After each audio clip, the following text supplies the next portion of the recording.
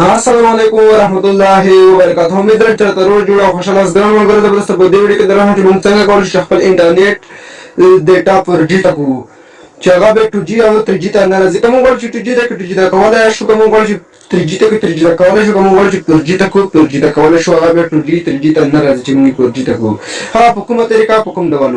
مګر تاسو یو اپلیکیشن ډاونلوډ کړئ چې دا اپلیکیشن نوم دی نیټورک موډ دا تاسو پلی سٹور کې سرچ کړئ چې کله تاسو پلی سٹور کې دا سرچ کړئ تاسو आवाज کې دا نیټورک موډ دا اپلیکیشن ما هیته راځي دا تاسو سره ډاونلوډ کړئ او که پلی سٹور نه ډاونلوډ کوئ نو راشئ د کوم ویډیو چې تاسو یوټیوب باندې اتوماتیک ګورئ دی ویډیو لیکنه باندې کلیک وکړئ کوزه صفحه چې تاسو ته راځي شي کوزه صفحه باندې موږ د سلیکشن چې اپلیکیشن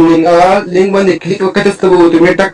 دا اپلیکیشن ما هیته راشي اگر تاسو دا ډاونلوډ کړئ اگر زه د ویډیو پتره د ویډیو شروع کیدل مخکې څنګه باندې وخت نه کوم چې تاسو زموږ چینل نه سبسکرایب کړئ زموږ چینل سره سبسکرایب کړئ بیل ایکن باندې زور کړئ او د هغه ځینې آل وهئ که ویډیو نه لایک ویډیو در سره لا زه د ویډیو پتره ویډیو شروع کوم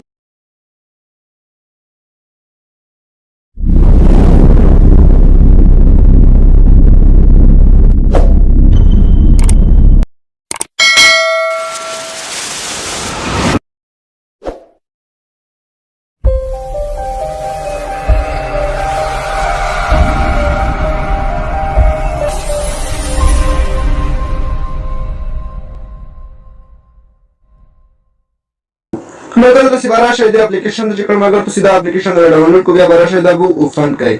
چې مگر کله تاسو دا اوپن کړئ نو دا داسې صفحه راخلاصيږي مگر راشئ همدا سره کې چې ونلی باندې با کلیک وکړئ چې کله مگر تاسو دې کلیک وکړئ تاسو مختلف اپشنونه درکوي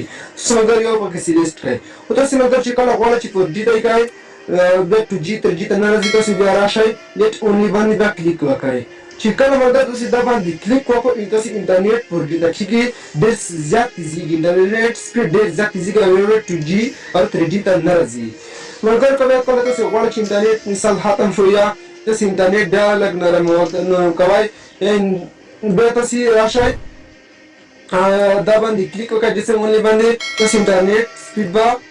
خپل حالت راشي خپل 3G ته کېږي خپل 2G ته کېږي او خپل 4G ته کېږي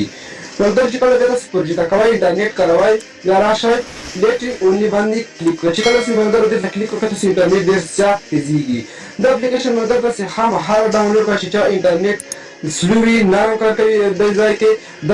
دا اپلیکیشن حتما ډاونلوډ کړئ تاسو ډېر انټرنیټ ډېر زیات تیزیږي دې اپلیکیشن سره نو تاسو دا طریقه تاسو حتما وازموئ خو دا زموږ نن ویډیو خدای دا وکړل چې د خوښي وړ مو ګرځېدلې نور مو نه ځای کوم د بلې ویډیو مو پاک رفرم د هدایت په امان